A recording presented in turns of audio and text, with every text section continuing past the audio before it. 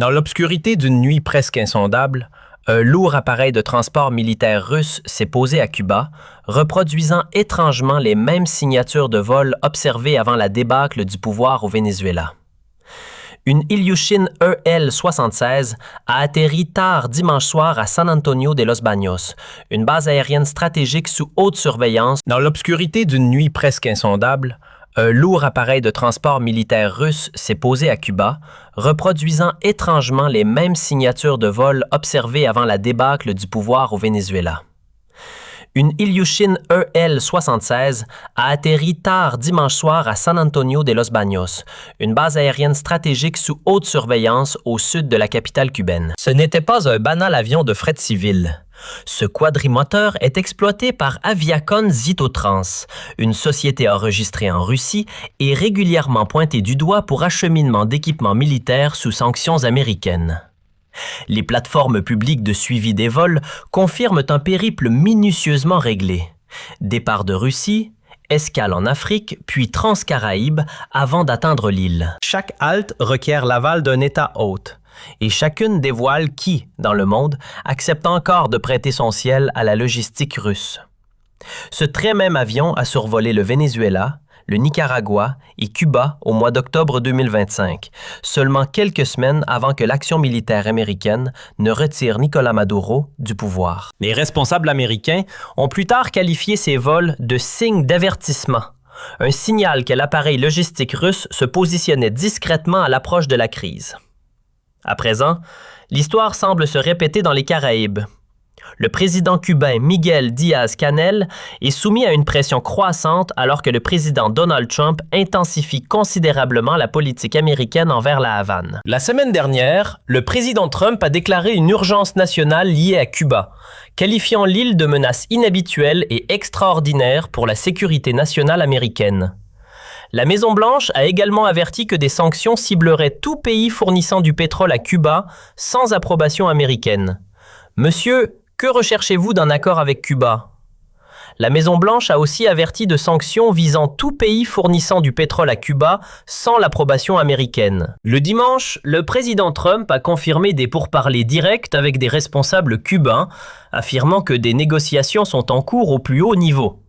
Il a décrit Cuba comme un État en faillite, dépourvu du soutien vénézuélien et vulnérable à un changement radical. Un diplomate cubain de haut rang, cependant, a déclaré qu'il n'y a pas de négociation entre Washington et la Havane. Bien que l'administration se soit abstenue de confirmer des plans militaires, le président Trump et le secrétaire d'État Marco Rubio ont ouvertement soutenu le changement politique. L'implication militaire russe ne fait qu'accroître les préoccupations américaines. Moscou a discrètement reconstruit les liens de défense et de renseignement avec la Havane, inversant des décennies de retrait depuis la guerre froide. Les responsables américains ont averti que l'activité russe à Cuba place des capacités hostiles à quelques kilomètres seulement du continent américain. L'Ilyushin Il-76, au centre de l'attention, est capable de transporter 50 tonnes de fret ou de transporter jusqu'à 200 personnes. Lors d'opérations passées, le même avion a livré des assistances de défense aérienne au Venezuela, y compris des plateformes de missiles Panir et Buk. Ce qu'il a transporté à Cuba cette fois reste inconnu, mais à Washington, le message est sans équivoque. Lorsque des avions militaires russes atterrissent dans les Caraïbes, des changements géopolitiques majeurs suivent souvent. Ce schéma n'est pas nouveau. Il a été observé au Venezuela, il a été observé au Nicaragua, et maintenant, il se répète à Cuba.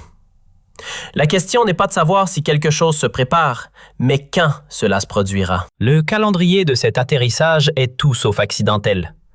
Il survient exactement au moment où le président Donald Trump intensifie la pression sur la Havane, exactement au moment où les négociations sont censées être en cours, exactement au moment où Cuba est le plus vulnérable économiquement. Avec la chute de Nicolás Maduro au Venezuela, Cuba a perdu son principal fournisseur de pétrole subventionné. L'économie cubaine est en chute libre. Les pénuries d'électricité sont quotidiennes. Les files d'attente pour la nourriture s'allongent et dans ce contexte de fragilité extrême, un avion cargo militaire russe atterrit en pleine nuit. Ce n'était pas une coïncidence, c'est un message. Un message de Moscou à Washington qui dit « Cuba n'est pas seul ». Un message de Moscou à la Havane qui dit « Nous sommes là ». et un message de Moscou au monde qui dit « Les Caraïbes restent une zone d'influence contestée ». Mais ce message porte aussi un risque énorme pour la Russie. Parce que si Washington décide que cette présence russe constitue une menace inacceptable, les options sur la table ne sont pas seulement diplomatiques. L'administration du président Donald Trump a déjà démontré au Venezuela qu'elle est prête à agir militairement dans l'hémisphère occidental. Elle a renversé Nicolás Maduro en quelques jours. Elle a envoyé un signal clair que l'époque où l'Amérique latine et les Caraïbes étaient hors de portée de l'action militaire américaine directe est révolue. Pour Cuba, la situation est désespérée. Miguel Díaz-Canel fait face à une population affamée, une économie effondrée et maintenant une pression américaine sans précédent.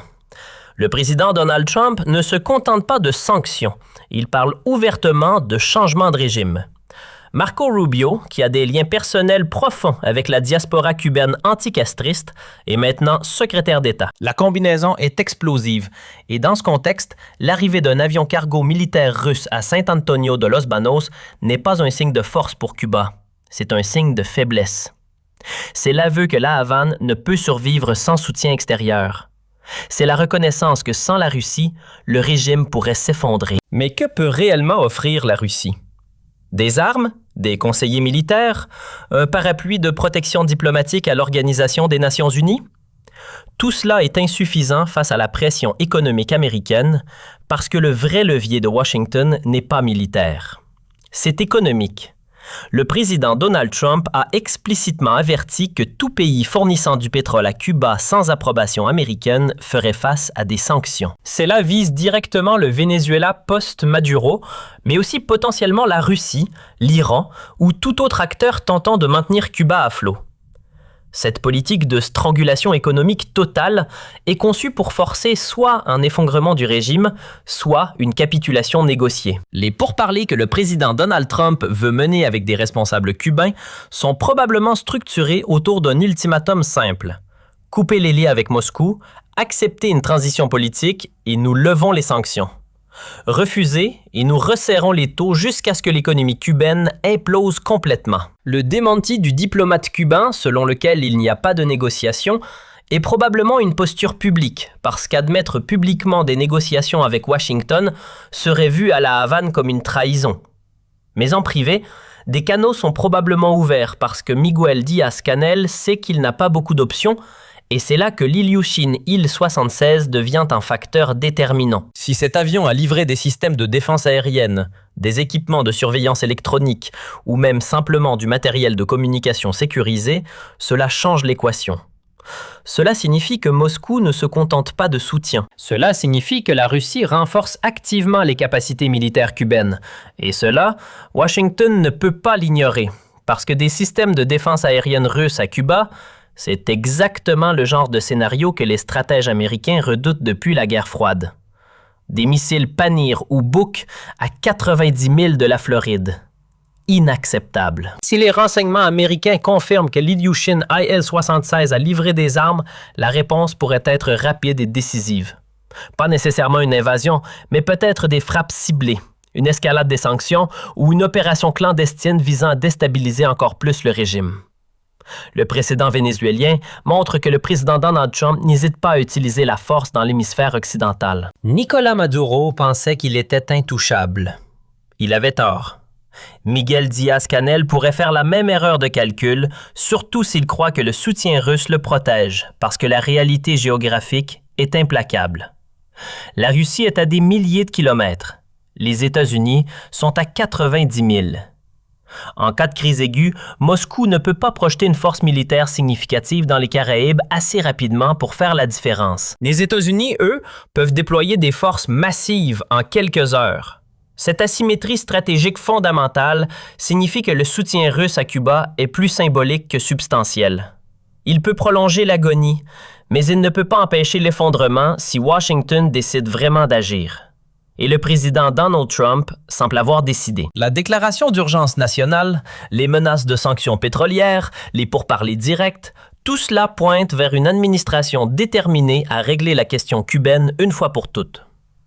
L'atterrissage de l'Ilyushin Il-76 à San Antonio de los Baños pourrait bien être rappelé comme le dernier souffle d'un régime agonisant ou comme l'étincelle qui a déclenché une nouvelle crise dans les Caraïbes. Dans les deux cas, une chose est certaine. Quand des avions cargo militaires russes atterrissent en pleine nuit dans l'arrière-cour américaine, l'histoire ne reste jamais immobile. Les prochains jours et semaines révéleront si ce vol était une bouée de sauvetage ou un cercueil. Si Cuba peut naviguer entre Washington et Moscou, ou si elle sera écrasée entre les deux. Et si l'administration du président Donald Trump est prête à transformer la rhétorique en action comme elle l'a fait au Venezuela. Pour l'instant, l'Ilyushin Il-76 est reparti, mais ce qu'il a laissé derrière lui pourrait changer le visage des Caraïbes pour les décennies à venir. Alors, la situation à Cuba est plus tendue que jamais.